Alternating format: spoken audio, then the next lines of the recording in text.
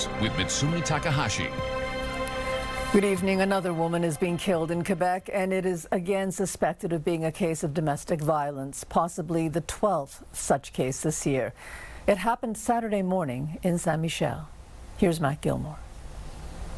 It's now been more than 48 hours since the incident unfolded, and people who live on 9th Avenue near Crémazie in Saint-Michel are still reeling from what they saw and heard. Police say a 911 call was made for a wellness check at around 1:45 in the afternoon Saturday. When officers arrived, they found the body of a 44-year-old woman inside her apartment. A 51-year-old man was also found with serious injuries to his upper body. Police confirmed the man was the victim's partner and that his wounds were self-inflicted. He was taken to hospital where he remains in critical condition with life-threatening injuries. Police are waiting for him to regain consciousness before proceeding with an arrest, and for now, a court appearance has been postponed. Residents who spoke to CTV News say the incident spilled into the street. Several of the victim's family members were here when it happened. I just heard like someone like screaming, like, I don't know if she was like the aunt or maybe the mom or something, but like she was like screaming. It's kind of scream that you don't really hear unless like, someone got killed or like she saw something really horrific. I see a lot of togetherness for the family. I see that there's a lot of people visiting and being there for them. And as neighbors, anything they need, we're here. This could be the 12th suspected femicide in Quebec since the beginning of the year.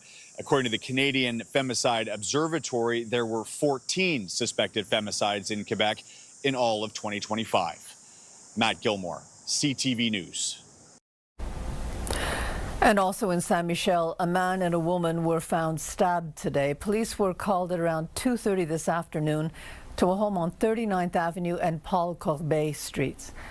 The man and the woman are in serious condition. Their ages are not known.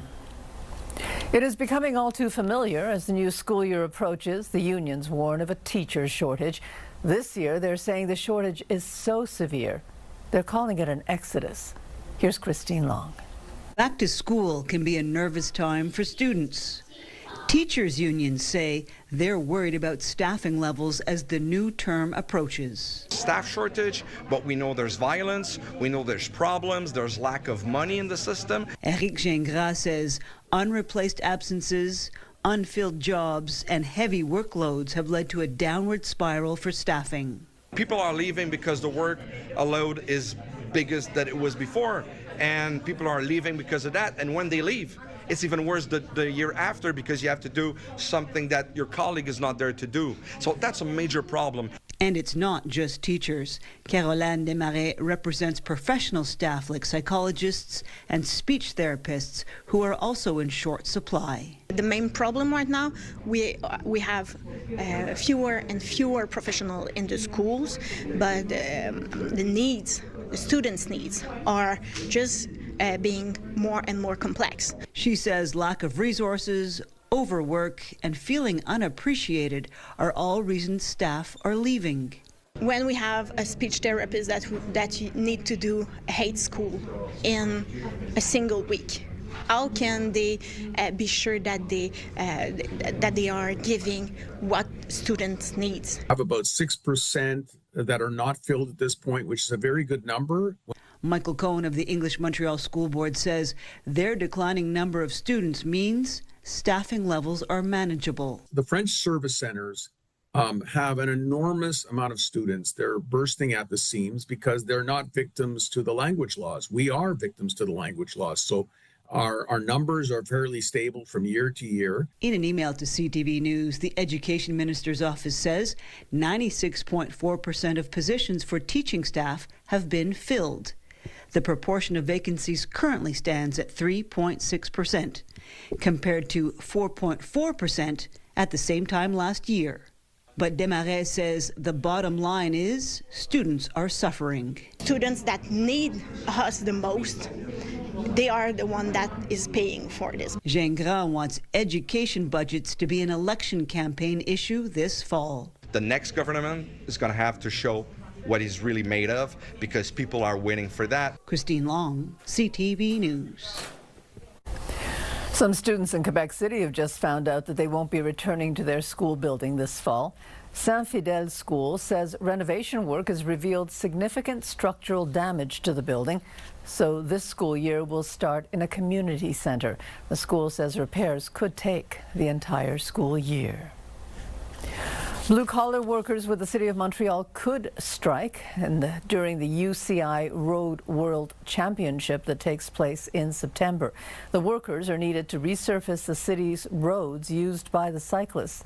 The main issue is money, and also reports that the city is asking the workers to do work in different boroughs, something they say they cannot do. The union says its members would rather not strike. Nobody in our union wants to strike. That's not it's not an objective. The problem is that the City of Montreal keeps offering the same wage increase since more than a year. So they never move on the monetary side of the bargaining table. The city declined CTV's request to comment on the talks with the union. A Quebec man has been ordered to pay his ex-wife $1,000 in damages after filing documents that included fake legal cases generated by ChatGPT. The man was representing himself in court. He cited 4 decisions that didn't exist. The case involved a dispute over the division of assets in a divorce.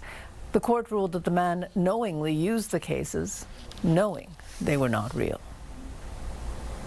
2 premiers and the Prime Minister made it official today. Quebec and Newfoundland and Labrador have reached an energy agreement.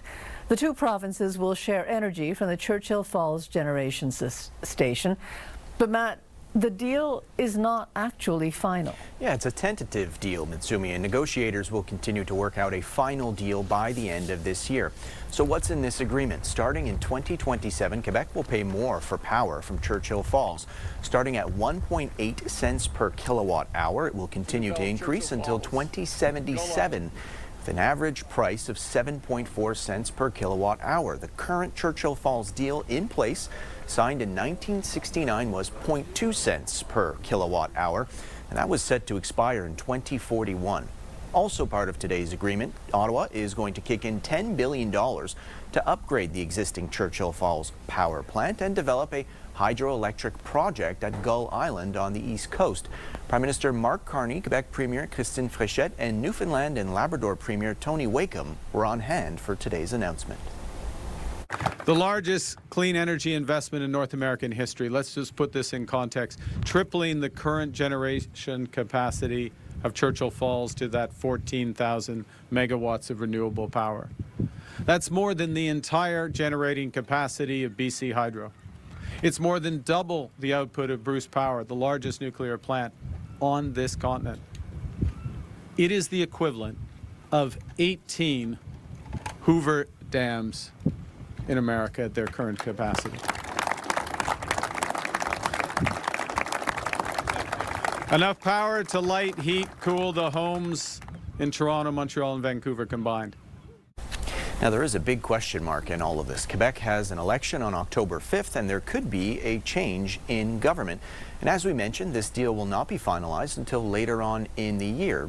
Premier Fréchette was asked about this and said it is possible a new Quebec government scraps the deal. I see the Parti Québécois is interested in tearing up this agreement. They don't want to implement it. Okay, so what do they offer to Quebecers if it's not this agreement? Where will they find the 10,000 megawatts we are bringing to Quebec with that agreement?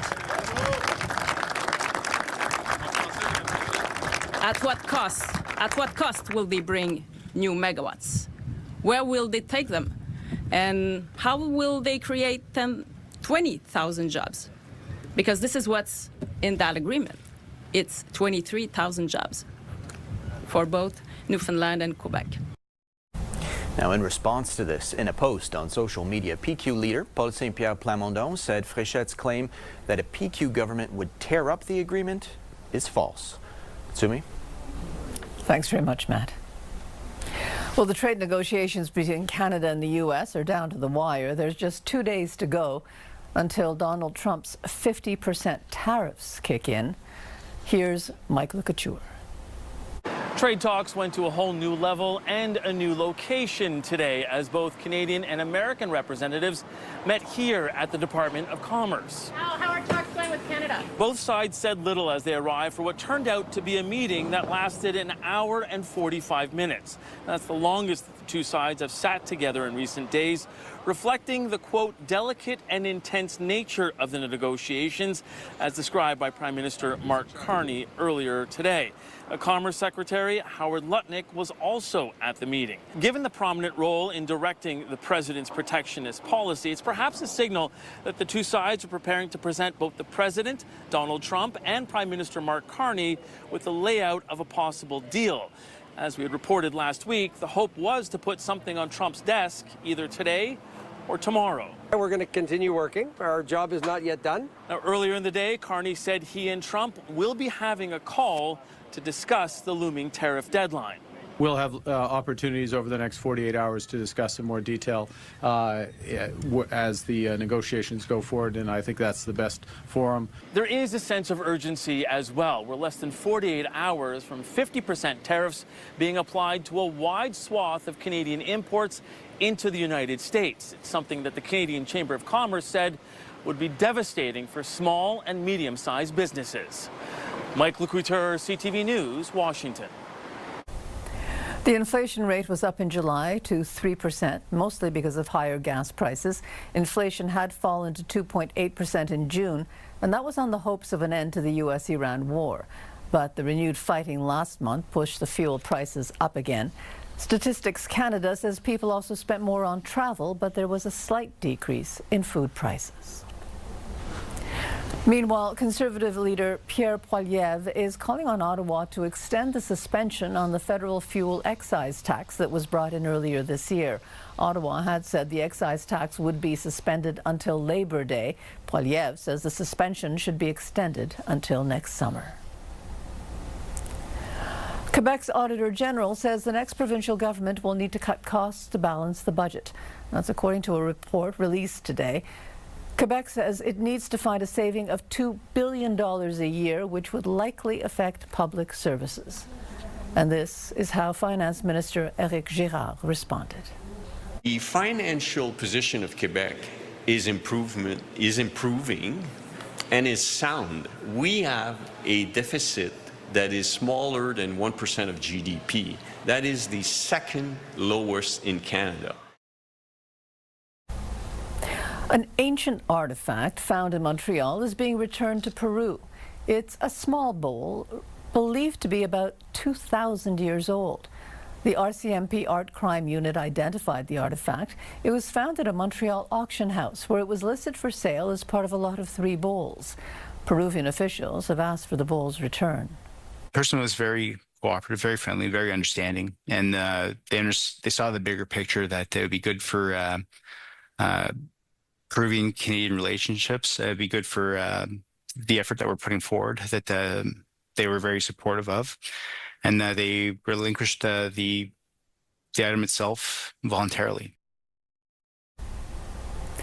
The person who had received the bowl, said that they'd received it as part of an inheritance. They were not financially compensated for the bowl, but they did get a letter of thanks from the Peruvian government following the transfer. And coming up, it was a difficult life. I remember every second of that day. Every second. No mother could forget a single thing about the day she signed her child away. She was a child star who became a household name, and she's died at the age of 36. And why are parents refusing a critical treatment for their newborns? The 60-day ceasefire agreement between the U.S. and Iran expired today. And today, Donald Trump lashed out at the country that helped broker that deal. Devin Dwyer reports. President Trump lashing out Monday at a strategic U.S. ally trying to broker negotiations with Iran, telling Fox News that if Oman, which borders the Strait of Hormuz, quote, gets in the way, we'll bomb them. We'd handle them very easily. This is that memorandum of understanding signed with Iran in June as a potential exit ramp for the war has now officially expired. No nuclear deal on the horizon, no formal talks set to try to reach one.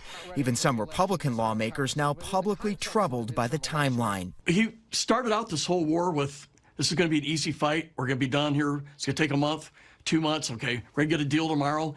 And I think those false expectations hurt him. Trump today saying he's in no hurry to reach a deal with Iran, downplaying the war's impact on the economy. Iran cannot have a nuclear weapon, and they won't have a nuclear weapon. Just 4 days before launching the Iran attack in February, Trump claimed credit for low gas prices. I even saw $1.85 a gallon for gasoline. Now, prices nationwide near $4 a gallon on average, according to Gas Buddy. Oil exports through the Strait of Hormuz still down substantially. President Trump said today he wants to declare the strait an American territory. Iran quickly rejecting that plan and calling the passing of today's deadline to reach a deal irrelevant as the diplomatic standoff continues. Devin Dwyer, ABC News, Washington. Donald Trump's Middle East envoy and son-in-law Jared Kushner met Israeli Prime Minister Benjamin Netanyahu today. He's trying to promote Washington's proposal for a truce in Gaza. Kushner met with the leaders of Hamas over the weekend. Hamas says it has agreed to the U.S. proposals, which includes disarmament. In exchange, though, Israel has to withdraw from Gaza. But Israeli officials say Hamas must fully disarm before there is any Israeli withdrawal. Israel has yet to comment on today's meeting. In Indonesia, at least 68 people are dead after the powerful earthquake 2 days ago. Hundreds more are injured and thousands are in need of aid. There is widespread damage, with an estimated 19,000 people forced into temporary shelters. A 14-day state of emergency has been declared for the area. Elections Alberta is warning of an increase in misinformation regarding voter registration. Alberta's referendum vote is October 19th. Elections Alberta says there's a campaign to discredit Alberta's online election registration site. The site allows first-time voters to register or to update names or address changes. Alberta's chief electoral officer is trying to reassure people that the system is safe and secure. The school in Tumbler Ridge in British Columbia is being torn down. The school was the site of a mass shooting that killed 8 people in February. The province has announced plans to build a new school at a new location. Actress Hayden Panettiere has died. She was known for her roles in Heroes and Nashville, and in recent months she'd spoken about her struggles with addiction and depression. Here's Rena Roy. Hayden Panettiere began acting when she was a baby, appearing in a commercial at just 11 months old. I'm so happy. As a child, she landed roles in Remember the Titans. That was a hold? Oh, come on, that was such a bad call. And voiced Dot in A Bug's Life. Dot! Yes, Mother. At just 17, she became a household name, starring in the hit superhero show Heroes as Claire, the indestructible cheerleader at the center of the show's famous tagline. Save the cheerleader, save the world. On Nashville, she played Juliette Barnes, the ambitious country star with a troubled past, earning 2 Golden Globe nominations. Off-screen, Panettiere fought battles she later made public, including postpartum depression after the birth of her daughter. I came out the other side sober, but still with this horrible anxiety and depression. Amid those struggles, she gave up custody of her daughter, Kaya. I remember every second of that day, every second. No mother could forget a single thing about the day she signed her child away. Panettiere also battled years of addiction and sought treatment multiple times. In 2023, she endured the loss of her younger brother, Jansen, who died at just 28. Her family saying she was an incredible light and a force of nature who brought immeasurable love and joy to all who knew her and to the millions who watched her on screen. Hayden Panettiere was 36. Rena Roy, ABC News, New York. Coming up, fighting back against car thefts. Definitely to do with the different levels of government investment. Across Canada, the number of stolen cars is falling. And it seems like there's added protein in everything. So are we getting too much of it?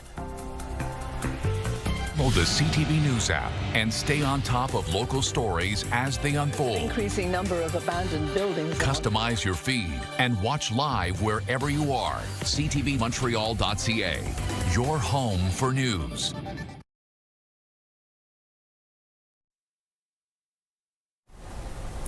Looking at the grocery aisles, it seems almost every product comes with added protein. It is the latest rage. But how much protein do we really need?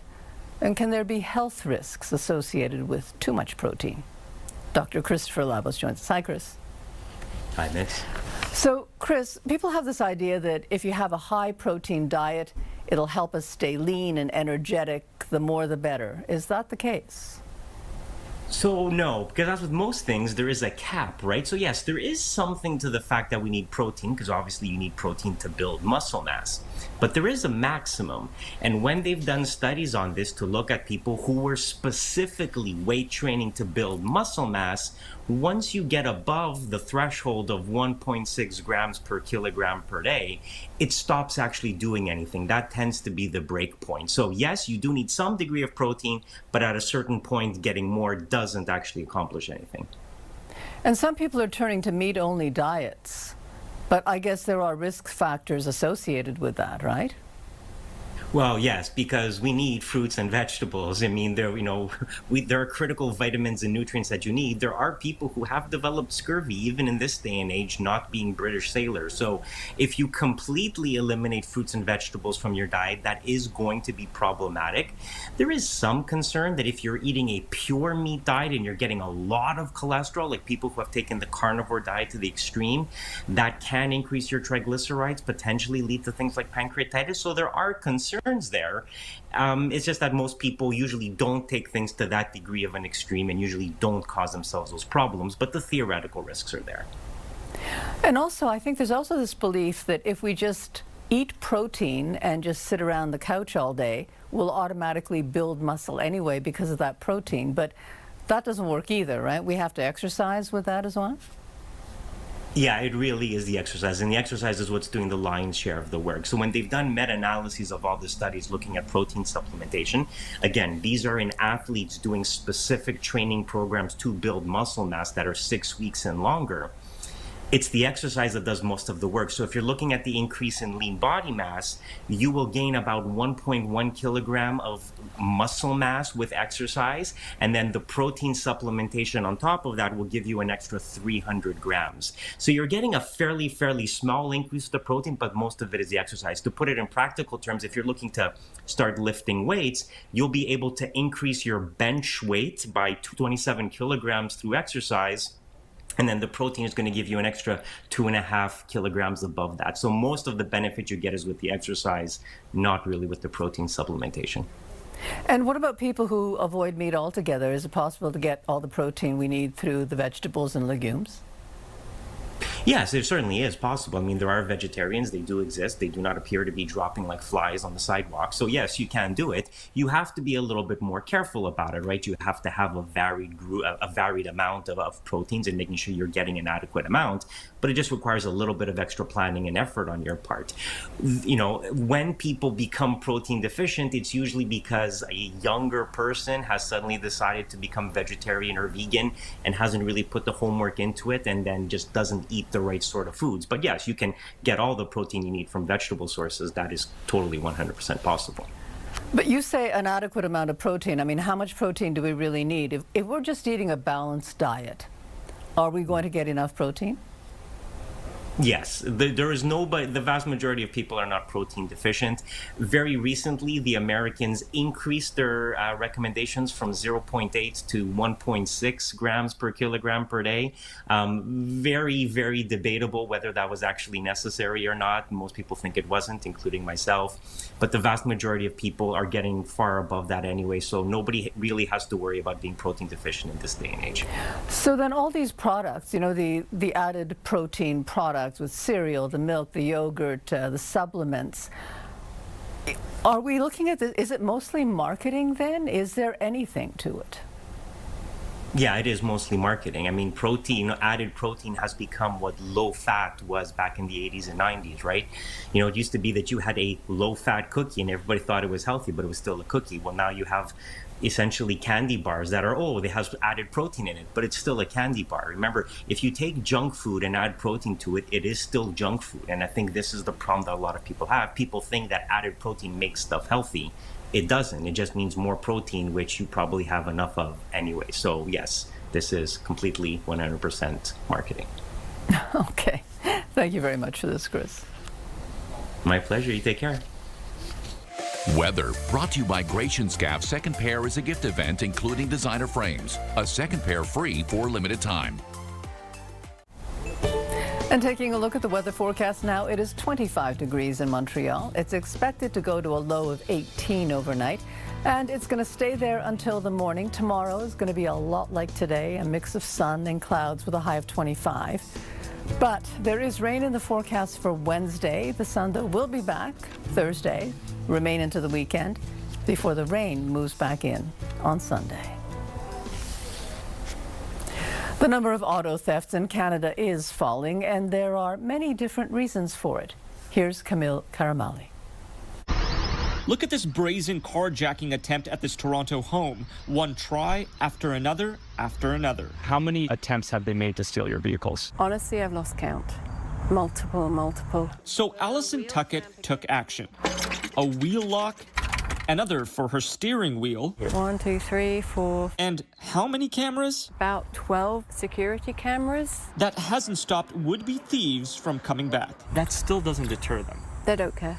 They don't care. Government data shows car thefts have surged after the pandemic, reaching record levels. Crime groups capitalizing on a void in the market left by supply chain issues. Vehicles are being stolen roughly every 5 minutes across the country. But now thefts of vehicles continue to drop across the country. Take a look at the first half of last year, where there were more than 23,000 cars stolen, and compare that to the first half of this year, where there were just over 20,000 vehicle thefts, and that's a drop of more than 10%. That's definitely to do with the different levels of government investment. A couple of years ago, a national summit led to ramped up penalties for car thieves and gave investigators more tools. Perhaps the biggest shift, though, police task forces across Canada started coordinating their efforts. Because these crime groups, they're not keeping their activities to a single municipality or even a single province. And cracking down on one of Canada's hotbeds for stolen vehicle shipments at the Port of Montreal. But credit also goes to Canadians becoming sharper when it comes to safety. That's the chip. Like Dave Howell, showing us his new anti-theft device. A key fob that won't allow the car to start unless it's inside the vehicle, a lesson learned after his SUV was stolen. I'm looking at the parking lot saying, dude, where's my car? You know, I was very, very surprised. Savvy drivers with smarter tech continuing to drive down car thefts. Kamal Karamali, CTV News, Toronto. And there's yet another warning about the dangers of lithium-ion batteries. There have been dozens of dangerous fires lately. Some of them have been fatal. Here's Adrian Gabriel. Putting a dangerous charge into fires.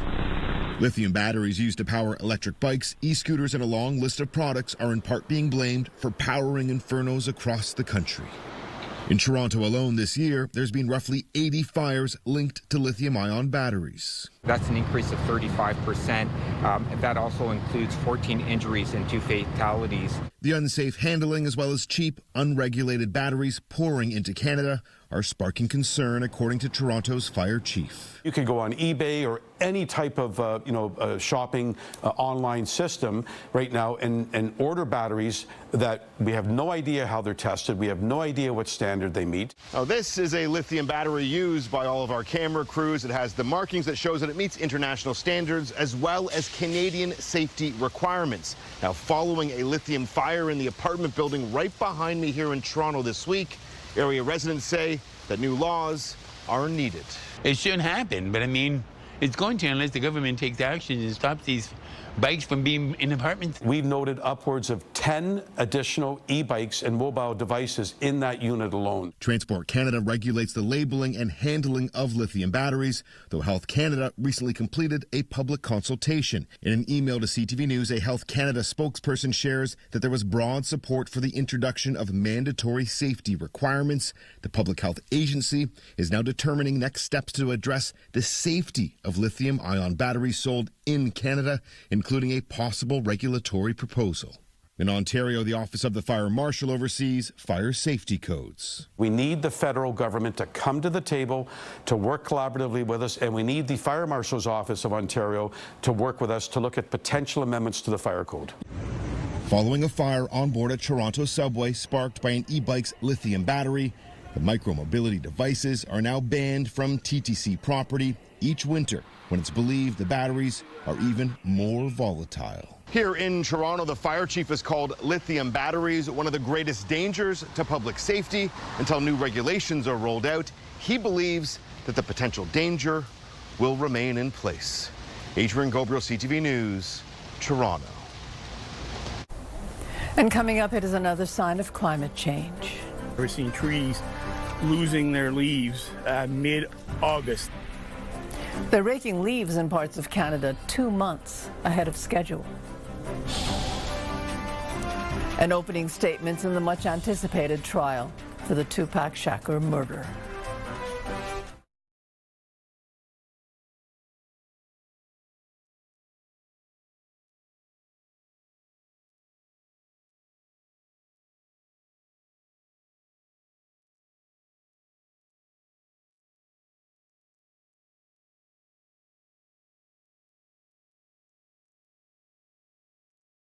Your Health, brought to you by Gratian Scaff. Second pair is a gift event including designer frames. A second pair free for a limited time. There are a lot of benefits to drinking a daily cup of tea, and that includes helping bone density. Here's Alex Stone.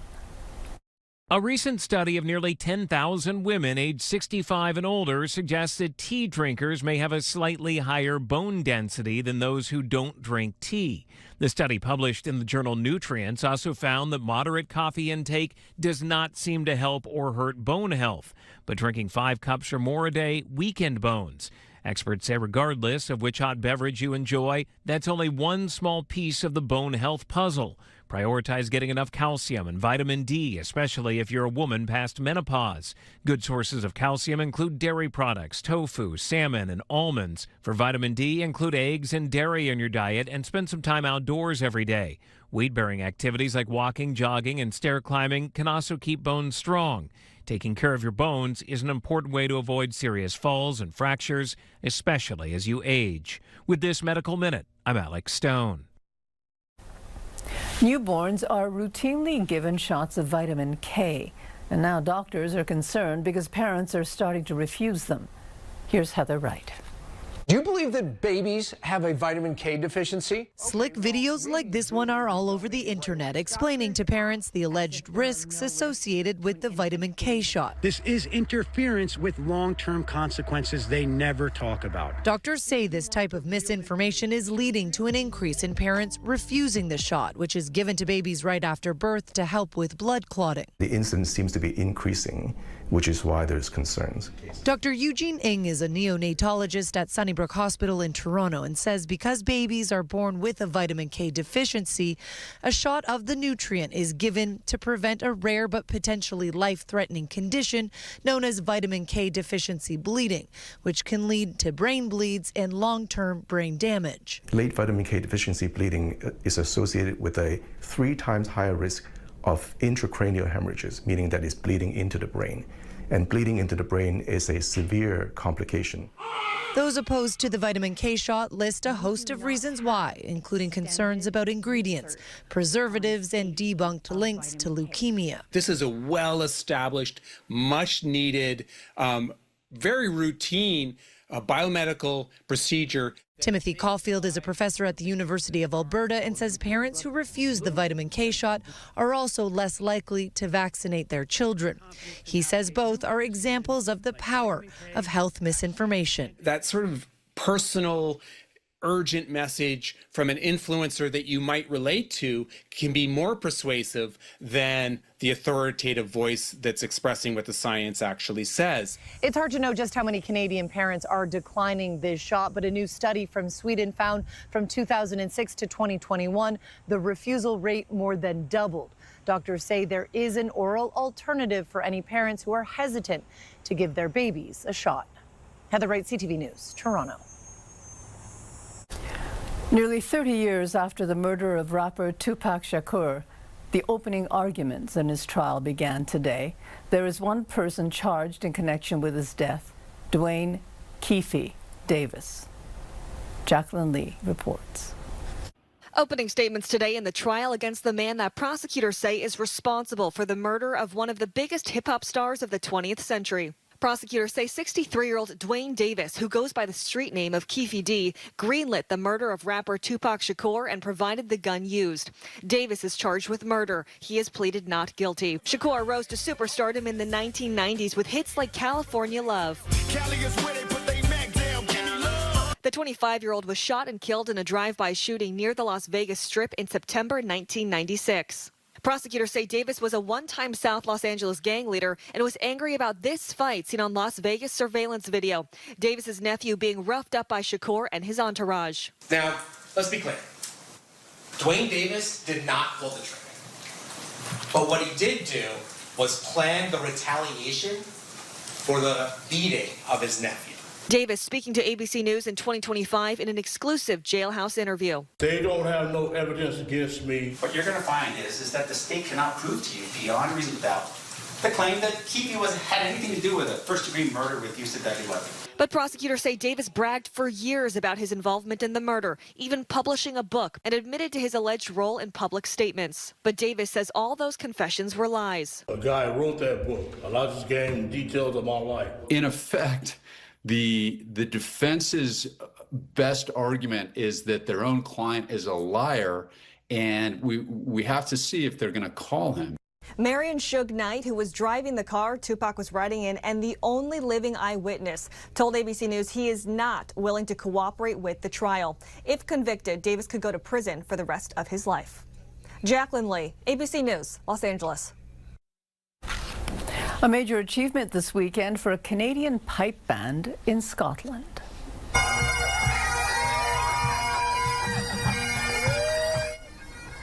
The Simon Fraser University Band won the 2026 World Championship at the Glasgow Green in Scotland. This is the band's 7th championship in the band's 46-year history. Montreal's Félix Auger-Aliassime is the headliner for Canada's Davis Cup roster this fall. He is 4th ranked in the world, and he will be leading Team Canada when they host France and Quebec City this September. He will be joined by fellow Montrealer Gabriel Diallo. It's a good news because a lot of people think that Félix Auger-Aliassime is from Montreal, but he's actually from Quebec City. So to play a Davis Cup game, Davis Cup round in his hometown, even though he left a while back, is going to be something I'm guessing special for him. He is 4th in the world right now. He'll be headlining a lineup of 4 Canadians, including Gabriel Diallo, as well as Ontarians Liam Draxel Russell and Duncan Chan. So it'll be interesting, especially for Chan as well. He is 21 years old. It's his first experience at the Davis Cup. So it'll be fun, and it's in Quebec City. So it'll be fun to see Canada play on homeland. The winner of the best-of-5 tie will head to the Davis Cup finals in November. A grizzly bear is back in his enclosure after he escaped the Calgary Zoo. It happened at around 7:30 Sunday morning. Before the zoo was open, 1-year-old Fitz wandered out of his area. He didn't get out of the actual zoo itself. The rest of the zoo opened as usual, but the area housing the Canadian Wildlife Area remains closed. Staff are still trying to figure out how Fitz managed to get out. And at this point, it's still a bit of a mystery. In Nova Scotia, the trees are already shedding their leaves, and that's nearly 2 months ahead of schedule. Here's Paul Hollingsworth. So this one here has really lost more leaves. For the first time since Barry Walker bought this property 39 years ago, he's getting ready to rake leaves in the summer. I've never seen trees losing their leaves mid-August. Walker believes recent cycles of hot, dry weather have inflicted serious damage on many trees in the Halifax area. A cold, dry winter, we're going to lose, physically lose trees. Retired Dalhousie University professor Peter Dunker specializes in tree research. I don't recall seeing this much leaf fall by August 15th. Dunker says the Norway maple trees being impacted are still mostly healthy with an abundance of foliage, but it's concerning to see so many dead leaves on the ground this early. I would put it down to heat at the same time as we're not getting enough soil moisture. Dunker is closely watching the weather patterns as this dry, hot August continues. I'm as concerned for the woodland trees around Nova Scotia as I am for the urban trees. Leaves are also falling early in other parts of Canada, not just Nova Scotia. CTV science and technology expert Dan Riskin points to the effects of climate change as an explanation. When the leaves have fallen in August, instead of waiting until the fall, you can see that and you can feel it. Riskin says changes in weather patterns can threaten the long-term existence of trees that have previously thrived in their ecosystem. What you're seeing is that the trees that are there now don't match the weather that's there now. If more extreme weather is on the way, these trees could endure added stress and wind up losing even more leaves earlier than normal. Paul Hollingsworth, CTV News, Halifax. Business News, brought to you by Au Vieux de Loup. Generous and delicious plates all the time. And as we mentioned earlier in the newscast, the inflation rate was up in July, with gas prices to blame. Here's Morella Fernandez. The rate was 2.8% in June, and most economists had expected it to hit 2.9% last month. With the Mideast conflict still unresolved, the price of oil has been volatile. That meant paying more to fill up the gas tank and to travel, with jet fuel spiking as well. Statistics Canada has also released inflation rates for major cities, but warned they are based on small samples. The rate of inflation for Whitehorse was the highest at 5.5%. Halifax was 4.8%. St. John, New Brunswick, 4.5%. Here are the closing numbers for the day. The Canadian dollar is up a fraction to 72.08. West Texas Intermediate moved up over $2 to 84.50 U.S. a barrel. Western Canadian Select is up to 64.48, and the TSX dropped 62 points today. Those are your business headlines. I'm Morella Fernandez. There's a settlement in the class action suit against Pornhub. Now, Matt, the case is over what's known as revenge porn. The lawsuits were filed in 2021 by victims in each U.S. state who claim that sexually explicit videos of them when they were minors were uploaded to Pornhub without their consent. The owner of Pornhub, ILO, has agreed to pay $120 million to the victims. ILO's headquarters are in Montreal, so we'll have more details on that. We'll also have the latest on that stabbing that was mentioned earlier in the show. A man and a woman were found stabbed today in Saint Michel around 2:30 this afternoon. Both are in serious condition, so we'll be following up on that and we'll have more news at 11:30. Sumi? Thanks very much, Matt. And when we come back, it's a summer job that became a family affair.